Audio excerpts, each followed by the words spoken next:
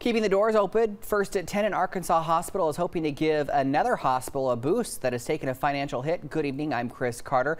The Fulton County Hospital in Salem entered into a management agreement with Baxter Health.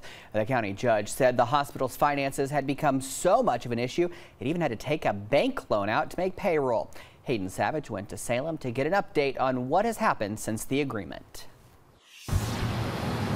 Just last month, Fulton County Judge Kenneth Crowe said it was only a matter of time until the Fulton County Hospital would be forced to close its doors. Thanks to American Rescue Plan funds, Baxter Health signed a management agreement to take over the operations of the hospital and come up with a game plan of how to make the hospital more stable. We are pooling a lot of information, trying to really gather all the data necessary to make a really informed decision at the end of this 6-month management agreement. Baxter Health signed the agreement back on August 3rd, and with that time, some problems have been discovered. All hospitals have to have a list of services and costs for those services for patients to be able to see, and unfortunately, Fulton County was not in compliance with that, which led to a near $70,000 fine being issued to the hospital. As soon as we got in with the management agreement and really taken charge of to appeal that decision,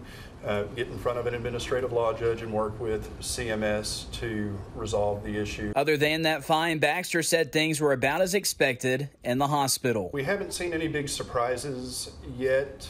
There are financial struggles at the hospital right now, and that's one of the main reasons that we've come in, is to help provide some of that expertise and resource. The management agreement between Fulton County and Baxter Health will last around 6 months, but Baxter said it would like to look into a more long-term agreement in the near future. For right now, keeping Fulton County as a critical access hospital is the goal. I believe the ultimate goal is to form a long-term partnership between Baxter Health and Fulton County Hospital.